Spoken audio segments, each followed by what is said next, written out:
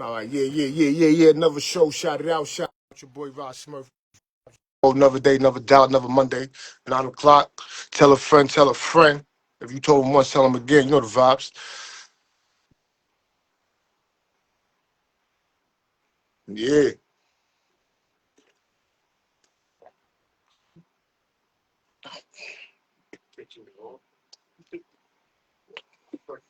Yeah, definitely shout it out. All right. See y'all in the building. Shout it out. We got a good one tonight. That's right. Tell a friend, man. Rod Smurf in the building.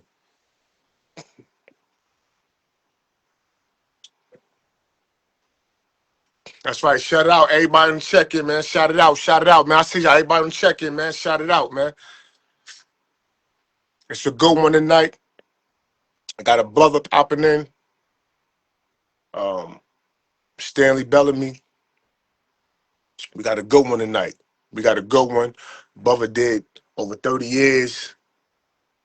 We got a clemency, 65 to life. He gave that shit back, kicked that shit in the ass. Um, and the brother out here doing powerful things. I met the brother back in 2009, 2008, changed my life. So I definitely glad that, he out here doing prison reform, doing big works, sitting next to big people. So I felt like it's only right that I only not celebrate him, but I give him to the peoples and let y'all hear this brother great mind, you know what I'm saying? And you know what the brother been through in the fight that he's fighting for his peoples, because it's definitely something that, need to be heard and not overlooked. But look, man, tell a friend again, man. Let them know Rod Smurf in the building, man. I had a long day. I had the kids today, so I ain't have a chance to do nothing, you know what I mean? I had a good day, wonderful day. I hope all y'all had a good day, a blessed day, you know what I'm saying? Shout it out though, you know what I mean? Tell a friend, tell a friend. Well, we just waiting for him to pop up in here and we good.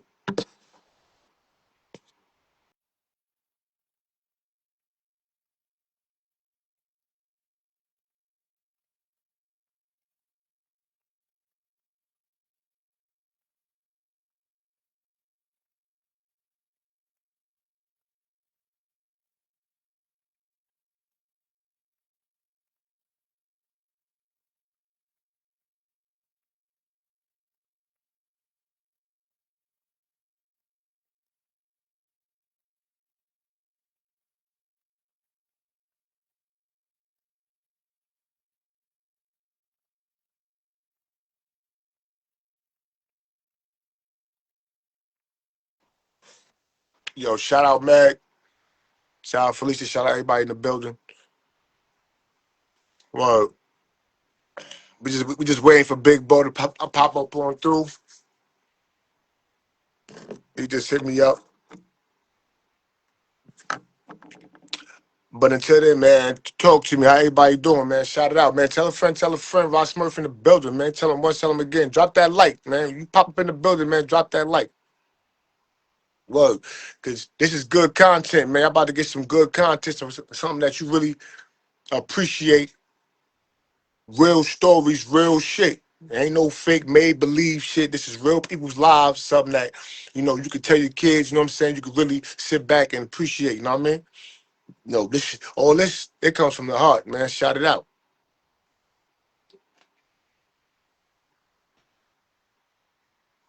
Whoa, let me check my boys.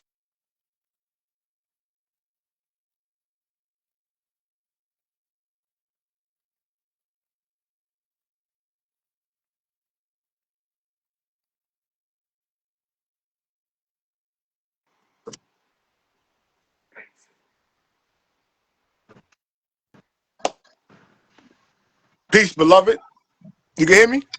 Yeah, I can hear you, man. I'm trying to figure out this how to work this stuff, man. This thing is driving me crazy in here, bro. Yo, peace, man. I appreciate you, beloved. For everybody who don't know, shout it out. This is shout it out, air it out. I want everybody to understand the reason why I'm a changed man. When you hear this growth, when you hear this different mind state, it's because of this brother right here.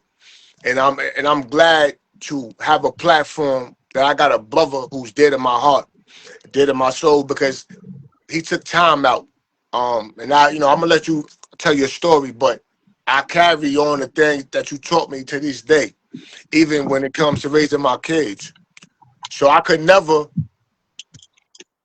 appreciate you more. You dig what I'm saying? And your story is definitely one to be told, to be heard. And I'm just honored, that you allow me to, allow your story to be told on my platform. But this is, saying, Stanley Bellamy. I'm gonna step aside and let the people know who you are, your story, and the Well, things that you're doing. I'm gonna formally introduce myself, and of course, I got to give up my job title. What I'm doing also. My name is Stanley Jamel Bellamy. I'm the New York City community organizer for releasing aging people in prison, commonly known as RAP. In 2022, after serving 37 years, Governor Kathy Hochul granted me clemency, and I came home 6 months later on April 24th, 2023. And since I've been home, my whole mindset and everything that I'm doing is trying to bring individuals home that I left behind. Because when we talk about incarceration, we often look at people that's incarcerated as if they're the boogie person, the boogeyman or boogie woman. But you do not know how many people you have walking around you that's formerly incarcerated that never tells you their story. But they just average, what you would call Joe Blow, living their life. They're your friends. They're your fathers. They're your uncles. They're your mothers, your aunts, grandmothers. So it's important that we understand, just as Smurf said that, like, he looks at me as a mentor. There are many individuals that mentor me. None of us came into this on our own. We all stand on the shoulders of somebody else. And for me, I stand on the shoulders of three giants: Eddie Ellis, Larry White, and Dr. Gary A. Mendez Jr. These was three giants that actually transformed thousands, if not tens of thousands, individuals' lives through the lessons that they taught us. They're helping us change our value system and teaching us how to be, for the male population. When we talk about the woman, there are women that they look up to, but for me, it's the male. In the male population, they taught us how to be men. They taught us how to become assets instead of liability. So, Smurf, when you say tell my story, I don't know where to begin. I went to prison in 1985 and I came home in 2023, and it was a culture shock to me coming out into this world, seeing all this technology. You see how long it took me to get on, and I've been home 3 years and I'm still learning this stuff. But the biggest culture shock for me, Smurf, and we hear all the wild stories or all the craziness, but there are countless people out here that's actually putting in the work, the positive work, to transform their community. But their stories is never told. You always hear about the negative. You don't hear about the positive. When you talk about the recidivism rate in New York State, they say it's 40-something%. So that means if we got a 40% recidivism rate, that's the bad side. What about the 60% people that's doing the right thing? You got you tell that story. And then when you have people convicted of crimes like the type of crime I was convicted of, we know that when these individuals are released back into society, they have the lowest recidivism rate. I mean, when we talk about people coming home with homicides and all that, they don't go back to prison. We do not go back to prison. And if you have a college degree, your recidivism rate is 0.1%. 0.1. That means we don't go back. But what we do is we bring value. We add value to the community, our family. And this is something, Smurf, and you know this because you was with me, that on the inside, when we talk about rehabilitation, we know that the state is not designed to rehabilitate anybody. If we don't do that for ourselves, it's not going to happen. If we don't create programs for ourselves to address the harm, pain, and suffering that we cause ourselves, our community, our family, and the victim family, they're not going to do it. They're doing their job. They're doing what they designed to make you angry, to make you mad, to make you want to come, and this is the sad part. They make you angry, mad, you want to fight and hurt everybody. But when you release with that attitude, that anger, you release back into your own community. And that's where you explode at. Because the whole thing is for you to come back to prison. Because without bodies, without people being in prison, there wouldn't be no prisons. So, that, and you know what? When not to cut your wisdom off, I remember going to your class. I remember the resurrection class, and I remember you like we was all in the class. It was nothing but young brothers. We was all like in our 20s, like the young brothers. We was all in our 20s, and I remember we in there talking shit. You mean and I remember you put up, I think 65 or 64 to life. You just wrote that, right? And I remember you ain't say nothing. We was in there, oh, boo. And I remember when we finally like looked on the board, like what the fuck? Like, because the whole time being around you, your energy, your education, how you inform us, I never thought you had that time. So when you put that number up there, and then you said, this is me, this is my bed, blew my fucking mind.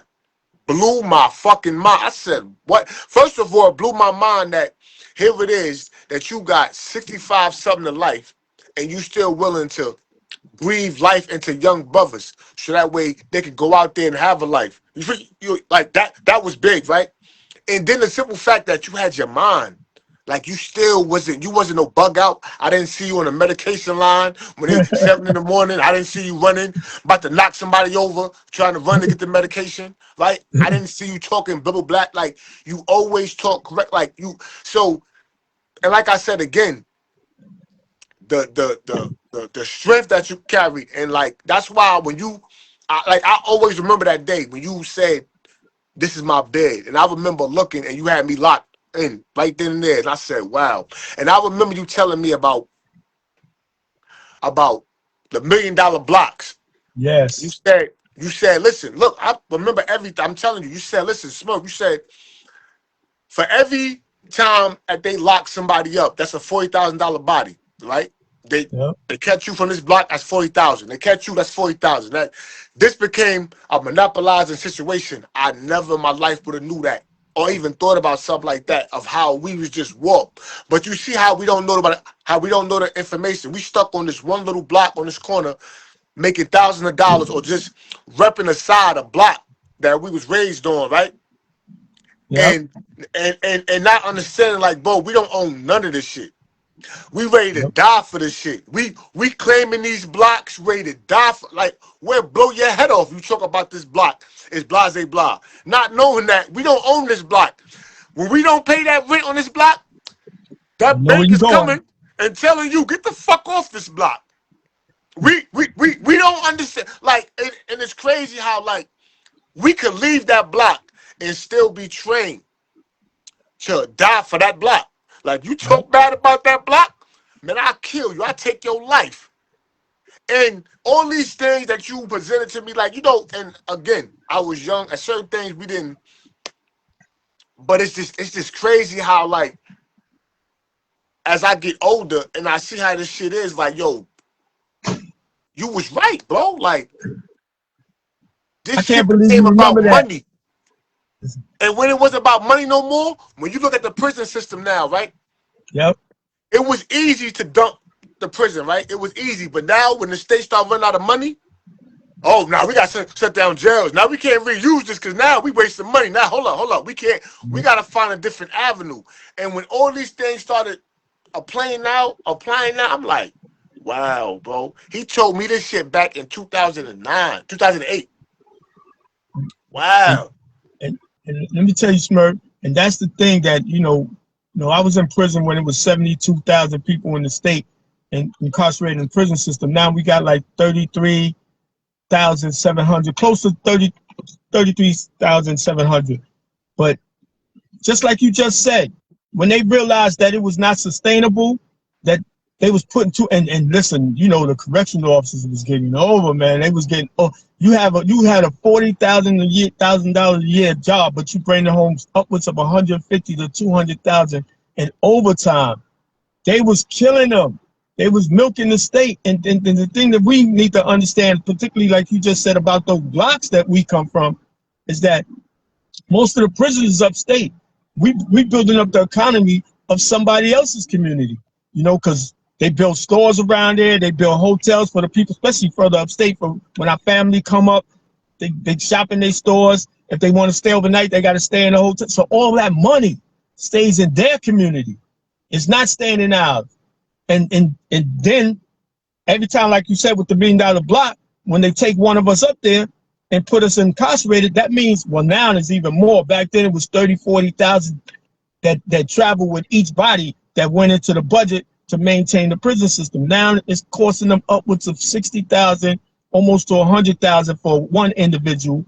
And for when you get older, like in your older age, 50 and better, and you going through, all those ailments and all the stuff that we actually be going through in there because we misdiagnosed, it's costing upwards of 120 to 200 some $1,000 per person to keep that person incarcerated. So that's all the money that they still got in the system. And we talked about, I said it was 72,000 before. You had a budget of $3.8 billion for the New York State Department of Correction. You got 33,700 now, and the budget is still like 3-point-something billion. So the budget never went down, though the population went down. So, that's crazy. They didn't redistribute the money. When we talk about re-entry, sending some of them funds back into these programs out here, or getting people jobs when they come home, housing, get people really truly prepared individuals to come back out here as assets instead of liability. That's not their job. That is their job, but that's not what they do. So, I wanted to ask you something, right? What made you? Because I always wanted to ask you this too, and I never got the chance. So now I got the chance to ask you. What made you go on, like continue to go on? Because when I got locked up, I had 25, right? And then I ended up giving it back, right? So I felt like I had a purpose, a goal, right? Mm. What made you, knowing that you got shut down on appeals or certain things, right? What made you still say, yo, I gotta still fight, and not only just fight for my freedom, but fight for others' freedom as well? What made you? Because you was always making sure that the young brothers didn't have life, like didn't come back with life if they didn't already. Well, Smurf, I'm gonna tell you something. Like, when we look at our growth, when I started my bid, I started in Attica, and I often say, I was.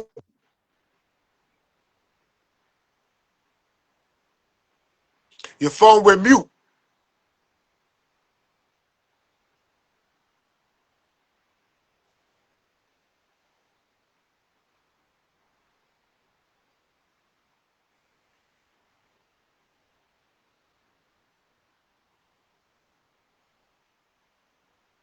Yo, Jamel, I can't hear you. Hold on.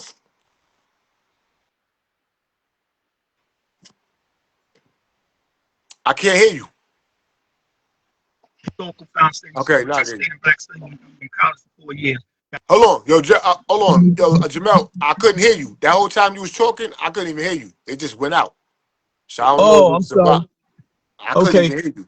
Okay. Oh damn! I just threw down some good stuff. My bad. I apologize, man. Nah, I couldn't hear you. Couldn't hear you. What I'm gonna do? I'm gonna jump. Like I said, I was on Attica time. Because everybody couldn't hear you, so that's why I was like, you was talking back, but we couldn't hear you, so nobody could hear you. Somebody's playing music. I hear music out of my phone. Can you hear me now? Yeah, I can hear you. Hold up. Somebody's playing music. And I think it's me. Give me 1 second, Smurf. I gotta turn it off. This technology stuff is killing me. It's all right, man. Listen, man, we all bear with you, bro. We understand. We shout it out, baby. You hear me? Still hear me? Yeah, I can hear you. Okay, what you were saying? What I'm saying is that I still hear music. Well, listen, as long as you can hear me, you don't hear that music. Yeah. I don't hear no music. We hear you. All right. But what you saying me, Smurf, is that in Oh, 1980, somebody said you on your car phone.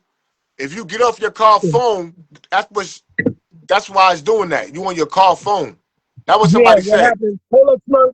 Just give me 1 second. I'm gonna go out and I'm gonna leave All it. I right, just yeah. want to turn All that right. music off. I got you.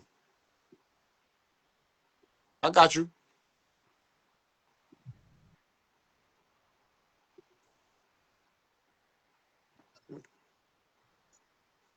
I'm gonna Yeah. turn the music. You make Yeah. He be back. He just gotta turn his music off, whatever like that. But I'm hoping y'all liking the content so far. It's real content. It's something for everybody. Even if you ain't been incarcerated, you understand that you can definitely feel this though. It's definitely something real. I hope that y'all like the interview so far. Because it's definitely good, definitely good content. Um, well, he about to come back on. Shout it out. Oh, I came home. Well, my first bid when I met Jamel, I came home 2015, and hold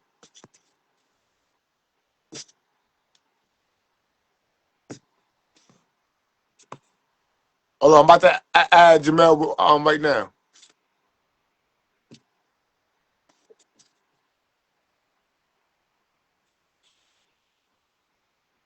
Mhm. Yeah, yeah, he do. He got my info. I'm about to add Jamel back. I don't know what happened. Hold on. Let me add him back. Jamel, let's come back in. I'm gonna add you back in. Yeah, Jamel, where you at? I'm about to add you back in right now. All right. I just I just sent you the um the link. Jamel. Okay. You got it. okay. I'm back. Okay. Okay. We got you back, baby. All right. This, uh, uh, I'm gonna uh, ask. okay. Now you back. We got you. Shout it out, baby. Listen. Okay. Can't nobody say anything. You did 37 years. Yes, Look, and a half. look, I look, want my half. Give look. my half too. All right, 37 and a half years. Listen, can't no listen. I did 13 years. I was home 3.5 years, then I did another 3 years. I've been home since 2021. Man, I Blessings. don't know how to work my phone. I got an iPhone 16 Pro Max. All I do is call and text. I don't know how to do no effects, no sound effects, no nothing. I just learned how to do emojis like about 7 years ago. So I'm saying, so I just figured that out. You know? Yeah. Yeah, This. so yeah, shout out. So look, man, we back to it. So I'm when gonna we answer back, your so question. yeah. I'm gonna answer your question, Smurf. What kept me motivated all them years and drove me, like, and I'm be concise because concise. In 1989, I found out that my son's mother was addicted to crack cocaine, and that stopped me in my track, making me say, "Damn," because before that, I thought I could do 62 and a half years of life standing on my head because she was out there taking care of my kids. But once I found out she wasn't, that made me stop and reevaluate my life and said, listen, I need to get myself together so I can be a parent to my children, even though I'm incarcerated. And then, that was the beginning stage that motivated me. Then in 1991, after Eddie and all of them was grooming me to take leadership position, 1991, my father died, Smurf. And being off the streets for 6 years from 85 to 91 and not caught up in all that madness that I was caught up in, I was able to sit down and reflect. And somewhere along in those 6 years, I found my humanness. I became human again. You know how when we in the mix, we deep in the mix. We don't care about nothing. We hard into it. If it comes, we deal with it. If we get got, we got. That's how it is. That's the rule of the streets. But being off out of that grind and being out of that life for those 6 years, it softened me. It mellowed me, and I found my humanness. I went back. I went to prison, found my humanity, and so when my father died, and I felt that pain. And I lost so many friends coming up, man, since I was like 13 years old. So many of my friends was killed, really 9, that, none of their death affected me in the way my father died. And so 3 months after his death, I was my correctional counselor let me read a document that I had never read before, and that was my pre-sentence report. And in the pre-sentence report, it was the Gary, that's his name, mother's statement. The man that died in my case name is Gary. His mother made a statement. They call it the victim impact statement now, but I never heard it, never read it. But as I'm reading the statement, I'm feeling her pain, her suffering, her hurt, because I had just lost my father. And right then and there, I made 2 vows, Smurf. The first vow I made is that I would do everything in my power to make sure no more mothers had to cry because their young sons was gunned down at the prime of their life. And the second vow I made was that no more mothers should have to cry because their young sons was sent to prison with sentences exceeding their life expectancy, because I was supposed to go to the board in 2048. I was supposed to go to the board when I was 85 years old, So them 2 vows sustained me. And since Luke Martin, I don't know if you ever got a chance to meet Larry White, he made us, agree and adopt 3 basic principles. And one of them was that to get out of prison as soon as reasonably possible. And if you adopted and accepted that principle, you understood that there were certain things you couldn't do in prison, like, get involved in certain things, because it would keep you in prison longer. The second prison principle was that we should leave prison in a better condition than when we first came in. Meaning, if you came in without any marketable skills, no GED, you couldn't read, you didn't have none of that stuff, you should leave prison with all that. I left prison with 2 college degrees, following what he said. The third principle, and this is the one that really helped all of us move forward, is that we was to be committed to helping others follow those first 2 principles. And that's what I did throughout the rest of, through my whole bid, is trying to help others, because I knew that although I couldn't get home, I had 62 to life, y'all had an opportunity to go home to be with your family, and I didn't want y'all coming back. You remember, everybody used to always ask me, what can we do for you? What I always tell them, don't come back. That's all I you know what's funny?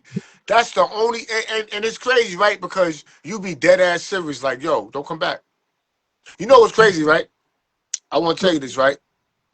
I went home 2015, August 28th. I came back to prison 2018, December 7th. Yo, I was so hurt. When I went back upstate, in 2019, April 2019, like 22nd, 21st. And when I seen people in downstate, right, people thought that I was in a box. They didn't even know I was home. I was home 3.5 years. I ain't even gonna lie, like, when I seen dudes that I knew had like 30 to life, 25 to life, you know what I'm saying? Got hit twice. Dudes seeing me, like, that shit hurt me, because I felt like I let dudes down. You know what I'm saying? And I ain't gonna lie. I didn't see you, but I felt like I let you down, because I said, damn, I'm smarter than this shit. Like, and here I am, I'm back in this shit. Like, I'm back in this shit. 2019, I'm back in this shit. And I'm like, believe me, I know you was hurt, Smurf. I know. Now, bro, let me say this to you before you say what's going to say. You didn't let me down, bro, because, we each all coming to that knowledge and wisdom when the time is right. It wasn't ready for you. But you surprised me just now when you was just telling me what I said about the $1 million blocks and all that. So that tells me that you heard and you did internalize that eventually. You know how when our moms and our pops tell us stuff when we little kids, sometimes we just got to learn the hard way. But as we grow older and mature, a lot of their messages come through. It finally makes get through all those little doors and blocks and things that we put up to, say like, hey, they don't know what they're talking about. But it gets through. And it helps us when we get older and in the future, because you using all that now, bro. I'm proud of you. Yeah, I man, listen, when I seen that you got clemency and you came home, bro, I was so happy. Like, you don't understand, because I'm like, because you understand, I never had a father, never had a pops, never. So I never had somebody that like really like an older Nick dude, like an older dude, pardon me, an older dude that is schooling me right. Now, you had dudes that was giving me what they knew, as far as like they wanted the best for me from what the information that they knew for me. Like, you know what I'm saying, to give me. You know what I'm saying? So if they gave me a pistol, if they gave me this and that, it's because they knew, they felt like, oh, protect yourself, or whatever information that they knew. Like, but it was crazy that me being in prison, right?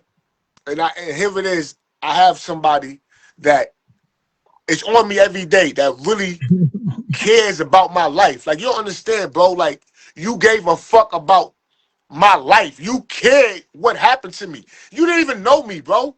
Like, you didn't even, but you knew that I was a young dummy that needed guidance. That was you always say. You just dumb and whatever. And you just, and I remember you probably don't remember this.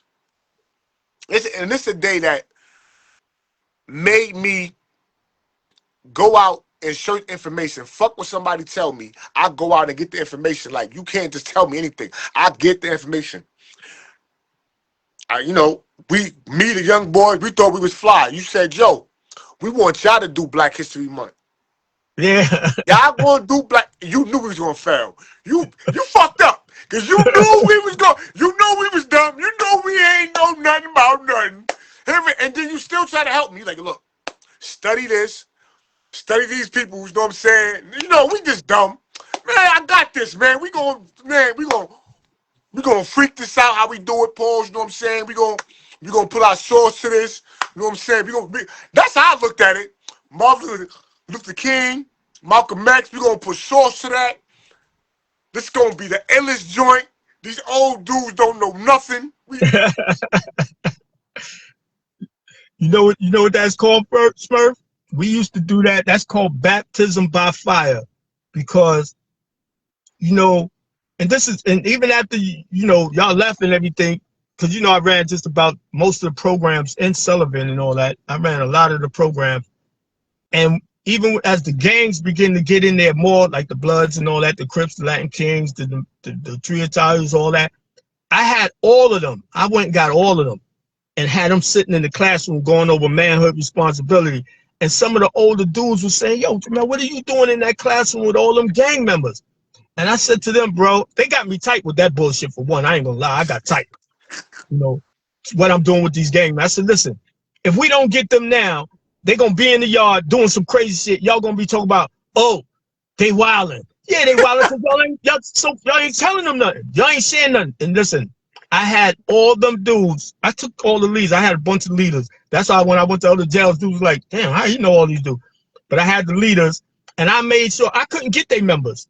I got the leaders, and the leaders got their members. They told their members, listen, you got to take that class. You got to get in that class. You got to get involved in this program.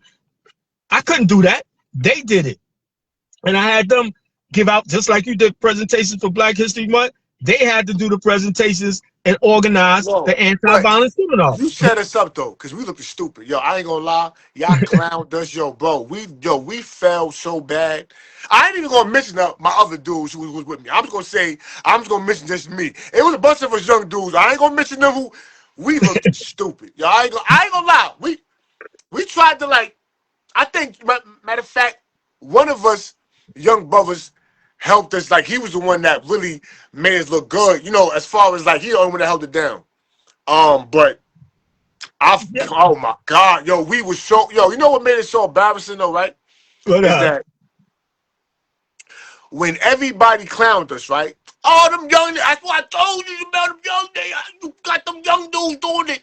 They fucking up Black History Month. Yo, we was the clowns of the jail. Like, I ain't gonna front, and I'm tight too, cause I got little ways with me. I'm like, damn, son, like, yo, we look dumb as hell, like, and yo, this is my word from that day, feeling dumb by y'all, and really, I promise you, it made me better at my history of knowing who I am, where I came from, and you just can't tell me anything. I go and search. Yep. Because that what happened. We was free. I was freestyling off of what somebody told me. Yeah, so Martin Luther King, right? Nigga had a dream. She was like, what? I was like, yo, I was just, yo, I ain't gonna lie, B. I was just, yo, I'm saying wrong shit. You know what I'm saying? Nigga had a few hoes. I don't know, man. You know what I'm saying? They got him. I don't know. I ain't know what to, I'm gonna be real. Cause then you got these young dudes, they lying. They don't know what they talking about. Yo, nah, Martin Luther King, yo, boo, boo. I'm freestyling, y'all like this. And then ain't nobody correcting me or saying I'm wrong. Niggas let me spill. I'm thinking I'm cooking. So, you know what I'm saying? And then the black man, and then, you know, the black man and the woman. I'm going in. Ain't nobody like dudes like this. Because it was your show. Like, I'm thinking I killed it. Like, no, it was y'all show. Listen, y'all had to sink or swim.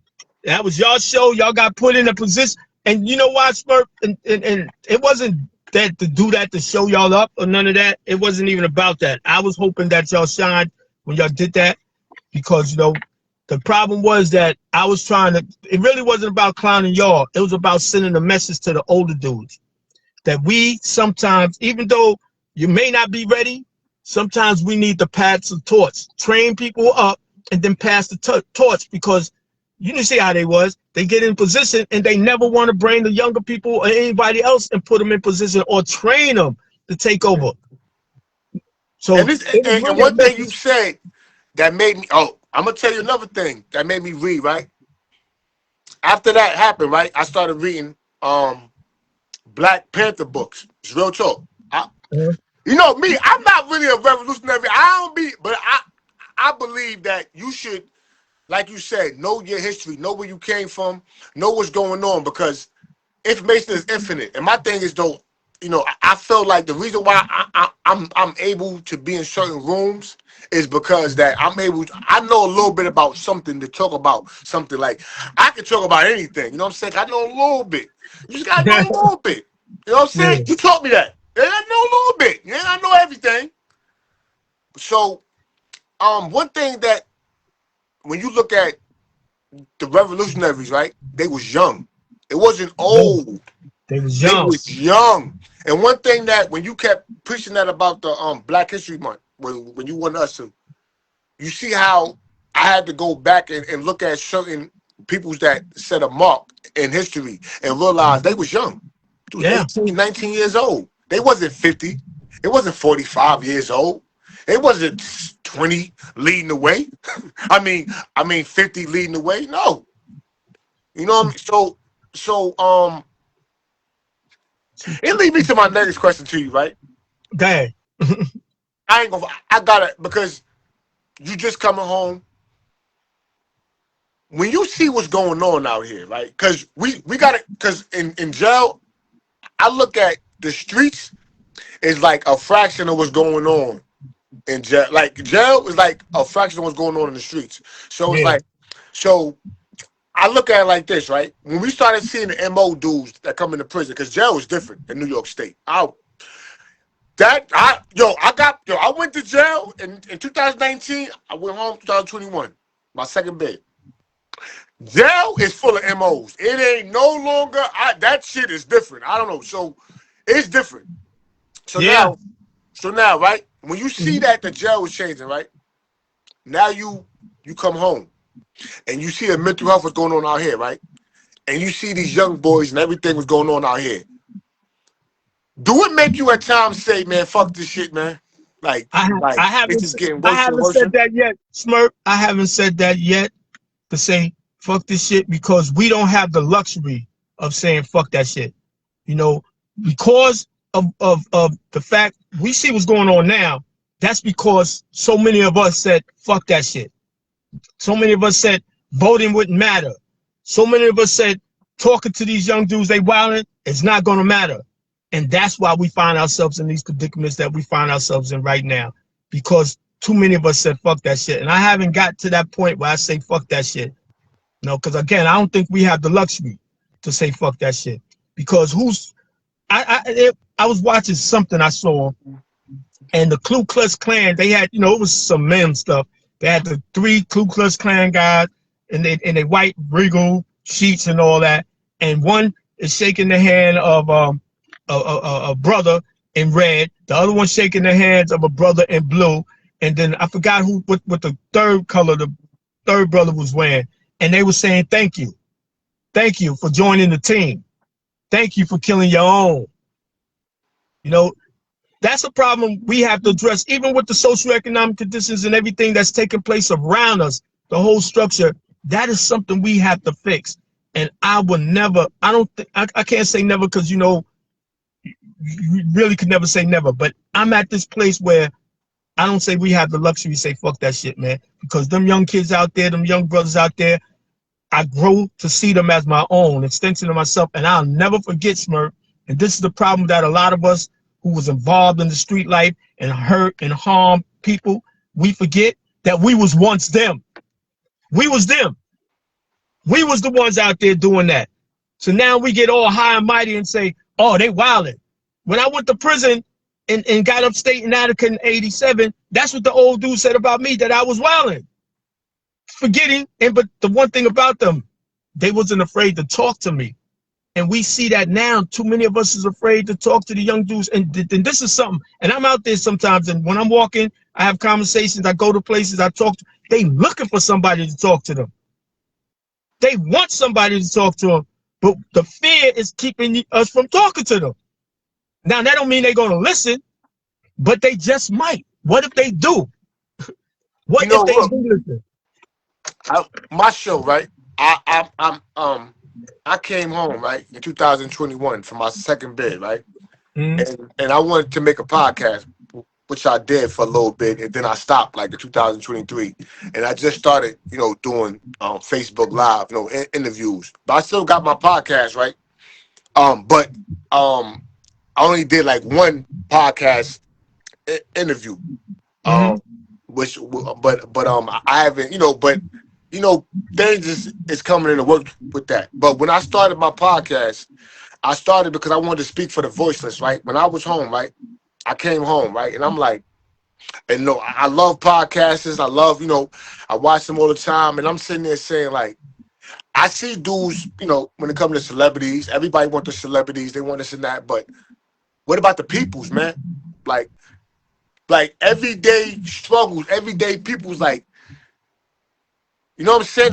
Like I want to speak for the voiceless. So I came up with a podcast, shout it out, man, for the voiceless, right? Real stories, real, you know,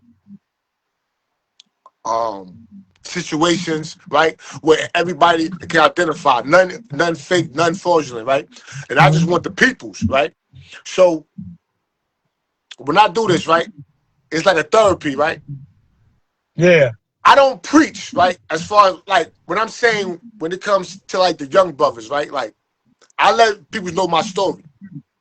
The crime, I'm done with that. That jail shit's whack, right? You can die doing anything that you're doing. I don't give a fuck what it is. You know what I'm saying? Street life, regular life, whatever. You know what I'm saying? When God calls you, you're out of here. You're done. And that's for real, bro. But anytime. I just like I don't preach, right? Because I know in my heart that just because I changed my life, I did a lot of stuff, right? And I'm not naive to understand that because I changed my lifestyle and the way I think, that someone that I've done something to, they didn't change their life, right?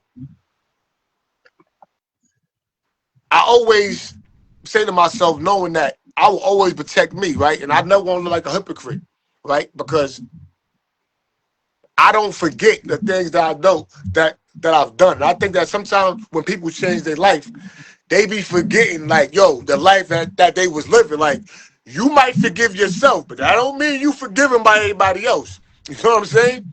Yep.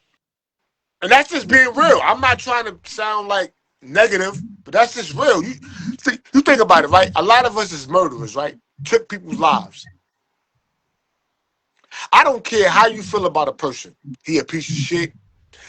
He done foul shit. Somebody loved that piece of shit who you felt was a piece of shit. Somebody love him. Yeah. You don't know what mind state a person may be who loves somebody. Here it is, you change your life. You an advocate. Yeah, bye, yeah, boo. And here go motherfucker saying, man, if I catch you, I'm smoking you, brother. Yeah. But let me say this first. And I'm like you, I come from the streets, all that. I was out there. I understand. But listen, I know that's a reality that can happen. But that's still not going to stop me from doing what I'm supposed to be out here doing. I know it's a reality, that anytime somebody, like you said, somebody loved the person, the whole family loved the person. And just because I forgave myself doesn't mean they forgave me. But at the same time, that's not going to stop me from doing what I'm supposed to do. Because I feel that no matter what, because I was involved in a crime where a young man lost his life, that I owe my life to making sure that doesn't happen to nobody else. I know I can't stop it. I ain't no one man that's going with all the magic in the world that's going to stop, but I can save one life. If I could stop one person from doing the same shit and following down the same path I did, that's good. I made a difference. I made a difference. And to me, that's all it's about. We all make differences in the different ways that we do things, but the whole thing is to make a difference. You making a difference right now. You don't know there's people listening to the show that something we say may resonate with them. Because there's a lot that needs to be done. And this is what one thing we did inside Smurf, and you realize that, is that we recognize our strength. We recognize that we had the capacity to make a difference. A lot of individuals don't recognize that. When you ask individuals they're a product of their community, or is they're a product of their environment, or if the environment is a product of them, they will only say that they are a product of the environment and not realize that they have the power to change the structure and culture in the environment, because we do it all the time. But we don't recognize it. We change the culture and environment. So the environment, and it's true, we're a product of the environment, and the environment is also a product of us, but we don't see that second part, that we have power to change and make a difference. And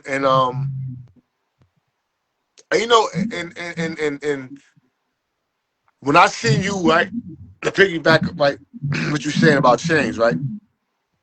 When I seen you on your vacation, and yo, bro, I cried.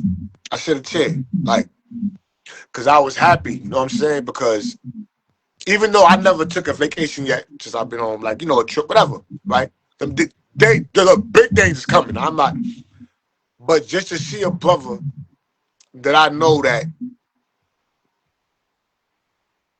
had 62 to life, didn't know he was coming home, to see him on Facebook, Instagram, and he's on the water at the beach. He's just living. I just love that for you, bro. I really was like, that's what's up, bro. I love that. That's what's up, because I love when I see brothers, especially brothers in the struggle that was locked up with me, and I see them out here doing their thing. I love that so much that I salute that, because it's not a hate, it's not a none of that in my body. Like I love that. You know what I'm saying? To see my brothers living, man, because I seen us suffering. You know what I'm saying? Like, I seen us suffering. I seen us with pain. So to see my brothers living and happy, like, man, that shit made me cry, man. I said, yo, this is what it's about. This is what it's about, man. This is what it's about, living. Yo. And how you can't love that and say that's what's up. And that's why I believe that the viewership that I get, right, the numbers get run up. I believe that the motion that I get is because the people see that when I interview people, when I speak my life and my living, it's like I bring real, authentic, you know what I mean, stories, and people can relate to anybody. You know what I'm saying? Anybody I bring up, regardless of what, you could take something from that. And I think that's why I've been flourishing for so long. And again, man, I like to just thank you, because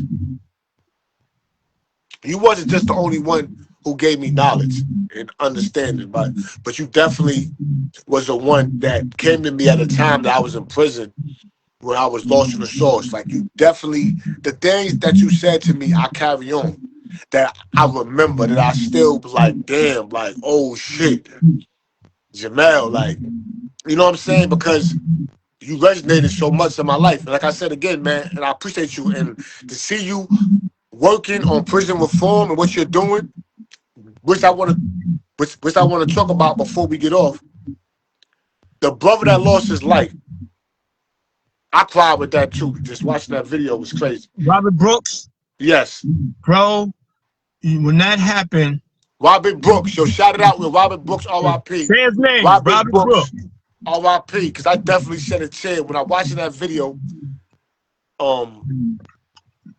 Let me tell you something, Smurf, that's crazy about when that happened. We was on, it was a bunch of us. A lot of the people that you've seen that took the front, you know, got in the front line of pushing to get the officers indicted and all that type of stuff. We was on a chat preparing a birthday party for Powerful, you know, because, you know, we wanted to do something for Powerful. And What's then that Powerful? What's Powerful? The one that was with us in Sullivan? No, not that Powerful. That Powerful came home too. He's home. Murphy, you talking about Murphy? No, this is Ronald L. Robinson. Okay. You know, everybody know him as Cowboy from out of Brooklyn. But we was preparing a party for him, and Robert Brooks happened. And it's just that so happened that so many different of us was on that chat. And within 3 days, we said we need to do something because, you know, that we seen that video just brought up all the stuff that we've been saying, been going on behind closed doors, behind those walls, and nobody listened to us. And now we had proof on that video. This is what they do. This is how they treat people. This is how all those people that you said, they said natural causes, that they was beat up and killed. This is evidence. So we had it. In 3 days, we had close to 300 something people in front of the governor's office on 3rd Avenue. When we walked around that block for about 5 minutes, we shut down 3rd Avenue. No cars could move.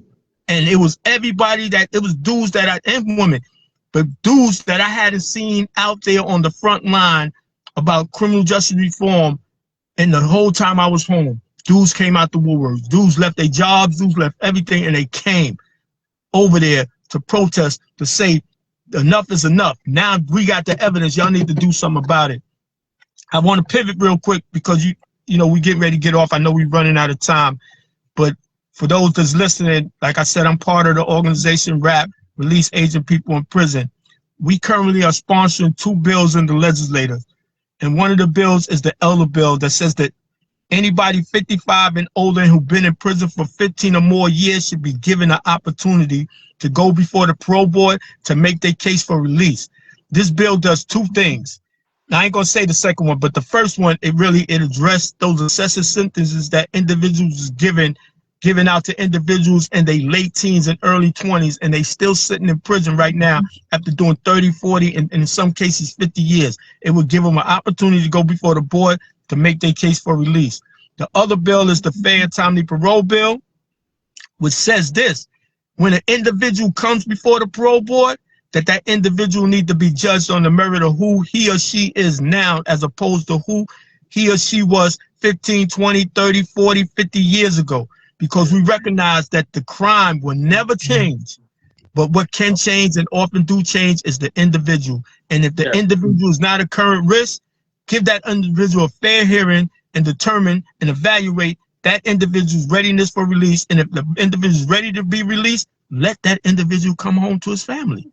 Well, one thing I can say though, a lot of brothers that I know, because I'm tapped in with a lot of brothers in jail. They call my phone, shout it out. You know what I'm saying? I always accept the calls, whatever. But a lot of people's coming home. I know dudes 25 to life, first bid, 30 to life, 21 to life, first bid. They let a lot of individuals go. Like so the message is being out there. I mean, the message is being heard. I mean, that's what I feel, because brothers is coming home. Like, like before, it was like, oh man, son, I know they're gonna. I know brothers. Yo, I'm out. I'm coming home. Yo, Listen, we just celebrated. If you see my page, it says, for those that know. If you see that picture up there, we just did a party together for the brother. Did 46 years, almost damn near 47 years. He just came home. So, we got together, a bunch of the old timers that been doing bids. We was counting the years of how many people was there, how many years, and we got close to 1,000 years, bro. Damn. Of just, all the time each one of us did. We was looking at saying, what the hell, man? We was all kids, and it's crazy, this type of stuff. But at the same time, we understand that we did the census, and this Smurf, and this, I'm real with this too. I understand that, our choices was limited, that our options, the things that we saw was limited, and that, we fell into that value system and mindset. But I also always say that, what role did I play in my demise? I fell right into that. I stepped right into that BS that they set up. They set up that little box for me and had a little opening in the door, and I stepped in there and got caught in that box and stayed there. Now we all think outside the box and get out that box. Remember, I don't know if you remember me asking the question.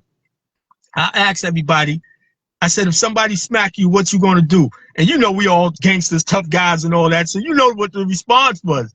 Yeah. But if you remember, I said, by telling me this is what you're gonna do, you place yourself in the box. So then now, if it happens, that's the only option you got, because we all gonna be watching you. If you don't do that what you said you're gonna do, we're gonna clown you. That's a fact. You know what's funny? Damn. That's crazy, right? You say that. Yep. Right? It's crazy you say that because I remember that class. Yep. Right? Because your whole thing was, because I remember, because I was like, a nigga slapped me. I said, I thought a nigga snuffed me to slap me. I said, slap? I ain't taking a slap. I take a snuff. Yeah. I mean, if you want to put a class of like, if you're gonna fall back, what would you fall back from, a slap or a snuff? Snuff me.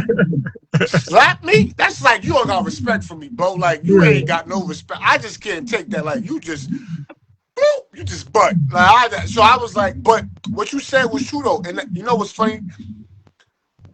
That situation is gonna lead me to tell you about this, right? This is the reason why, like, even what I do on this internet thing, right? Because this thing, internet, right? A lot of this shit be fake. Like, a lot of this shit be run by nerds. Dudes that never been in the streets, you know what I'm saying? So a lot of times, dudes' opinions be crazy, right? But Smurf, everybody got an opinion. Can you still see me and hear me? Yeah. I can hear you. I can hear you. You hear me? Hold on, y'all. I'm about to get him back.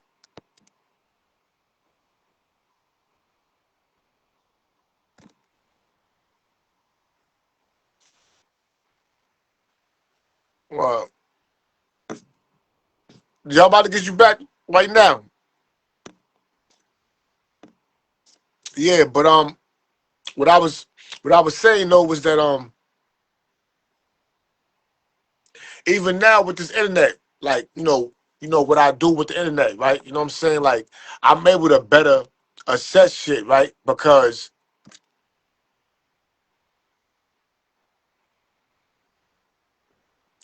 I don't allow myself to be boxed in. I don't allow myself to be put in a position to where it's like, I got to question myself. You know what I mean? Because at the end of the day, it's all about living, right? I'm not trying to suffer no more, so why would I put myself in a suffering situation? Because if I put myself in a situation to react to someone saying something about me or feeling a way about me, then I'm just a dumb. I'm just dumb. I'm about to add you right now, bro. I got you back right now. Shout it out, man. Shout everybody in the building, man. It's good content, man. Shout to everybody in the building. Word, shout it out to everybody in the building. Yo, what's going on? Yo, I don't know what happened. I was hearing you. You probably couldn't hear me. No, what happened is my screen turned white. I was like, what the heck done happened to this stupid phone? Man, ever since I went to Puerto Rico, Smurf, All my phones been acting up. One of the phones I sat in the water with. When you see me playing in the water, I got my phone in my pocket like a fool. Forget it's in there, and I got in the water. Mess my damn phone up. It don't want to work.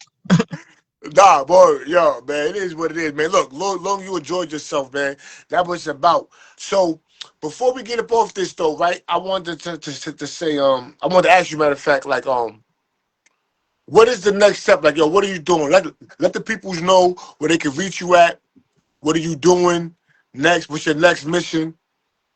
So Well, that people can definitely follow because, we want everybody to tap in and definitely everybody gotta play their part, man. You know what I'm saying? We all gotta play our part. So, well, um, well, my main mission right now is getting the brothers and sisters out of prison that deserve. Really, I really would like to shut the whole system down.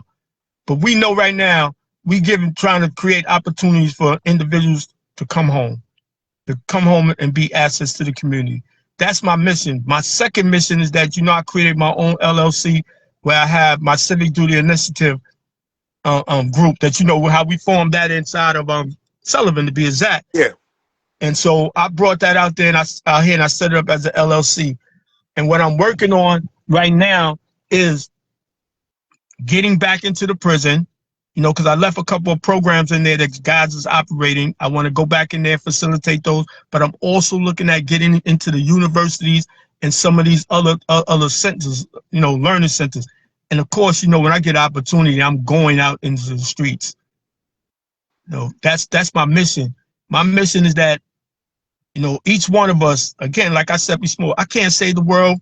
You can't save the world. But we can save some of that little corner that we in. We can make a difference there. And that's where I'm going to make a difference. And, individuals want to work with me, want to get down with me. Just reach out to me. Reach out to me through my rap website. Email address, which is stanley.bellamy@rapcampaign.com. Just email me. And we'll start up a dialogue and see how we can work together. Because it's about. And I'm gonna clip this so everybody would know how to reach you. You know what I mean? So I'm gonna clip this so everybody know how to reach you. Definitely. And Smurf, you need to come on out here from out of Long Island I'm everywhere, man. Stop acting like I'm just Long Island. I'm everywhere. I'm everywhere, man. All you gotta do is look around. You're gonna see me like, oh, well, I didn't know you was. Yeah, I'm everywhere. You know what I mean? So but look, I'm Long Island. Listen, I ain't gonna lie. We need a lot of programs out here. I know. Because I need people to stop. Like, I'm not saying people's right. We have this thing about because Long Island is full of suburbs, right? So we have this thing about suburbs, right? Like where people say, "Oh man, it's just nice." It's crazy out here. Shit is like it's not no fun cake walk.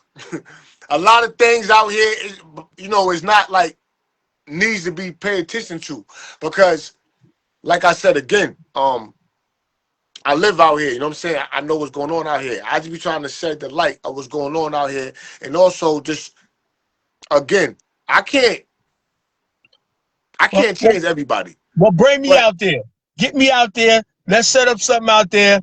We can do some stuff out there alone. And plus, we got a community organizer out there and a couple of community leaders.